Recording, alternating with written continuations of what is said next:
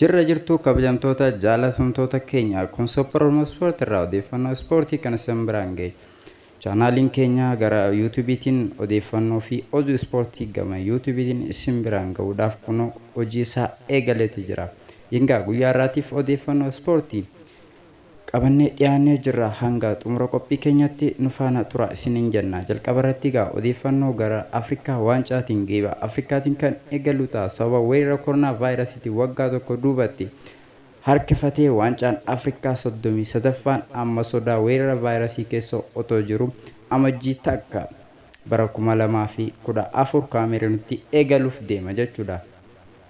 Dorgommii kana kan hirmaate gareen biyyaalessaa Itoophiyaa Waaliyaan torbee dilbata darbee biyyoota Afrikaa dursuudhaan Kaameruun qaqqabuun isaa kan yaadatamudha. Gareen biyyaalessaa keessaa goolii hunda caalaa galchuun kan beekamu Geetaanee Kabbadaa dabalatee gareen taphoota 25 qabu garas imaluu danda'ee jira. Konfedereeshiniin kubbaa miilaa Afrikaa daangesse alatti hojii gaggeessaan koree federeeshinii taphattoota 3 gara kana keessatti akka hammataman kan taasise jechuudha. Muddee 14 bara 2014 gareen biyyaalessaa Itoophiyaa akka ibsetti eeggataa kan ture Suraafel Daanyaachoo, Fireew Geetaanee fi Yihuun Indaashaw garee biyyaalessaa dabaluun hordofee garichi taphattoota 28 gara Kaameruunitti kan imaledha. Garee biyyaalessaa kana dhiirota si'a xumuraniif waancaa Afrikaa irratti kan hirmaatan ganna 8 dura dorgommii biyyoota Afrikaa kibbaa keessummeessitu kan turtedha.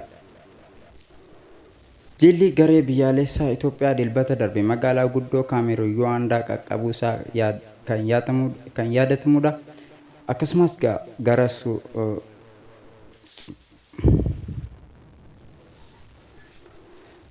gareen biyyaalessaa Itoophiyaa rakkoo baajataa qabaachuu isaa kan hime gareen biyyaalessaa Itoophiyaa deeggarsa maallaqaa barbaachisu mootummaaf kan ergee birrii miliyoona 50 takka gaafannee birrii miliyoona 35 qofatu nu raggee jechuudhaan mootummaa irratti komii qaban federeeshiniin kubbaa miilaa Itoophiyaa ibsatanii kan jiran ta'uu isaati. Gareen biyyaalessaa Itoophiyaa bara kana guruppii A jalatti Aljeeriyaa, Kaameruun, Burkina Faasoo, Keevaardi waliin kan ramadame yoo ta'u guruppii A guruppii jabaa jechuun isaa ni dandahama.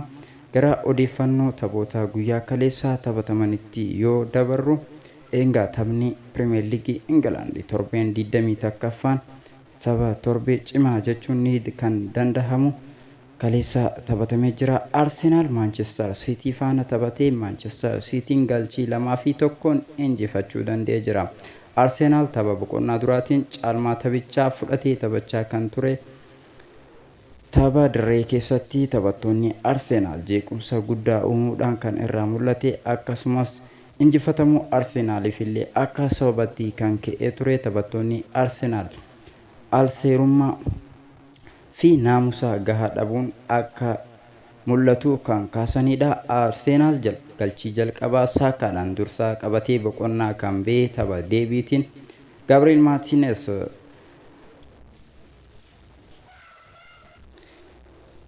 Gabriel Martinez badii raawwatee rukuttaan peenaalitii Mahrez gara galchitti lakkoomsuudhaan Arsenaaliif faana wal qixxeesse. Rodriin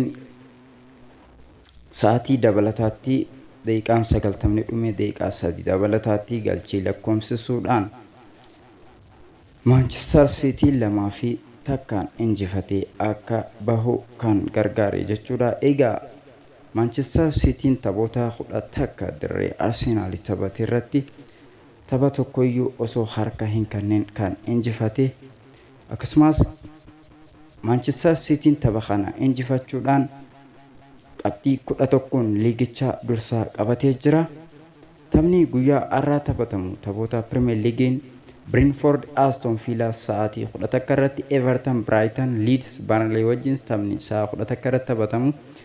Taphni sa'aatii takka Chelsea fi Liverpool waliin taphatan hawwii guddaan eegamaa. Jurgen Klopp koronaa vaayirasiitiin qabamuu isaatiif tapha har'aa irratti akka taphattoota hin hoogganne ibsanii kan jiranidha. Tapha La Liga Spain guyyaa irraa taphataman Real Madrid Getafe ati kudhan irratti akkasuma Atletico Real Madrid Real Vallecano Elche Granada Deportivo Real Sociedad Real Betis Celta Vigo akkasuma Maicon Barcelona taphni sa'aatii 5 sa'aatii 12 irratti taphonni taphataman kan hawwiin eegamanidha.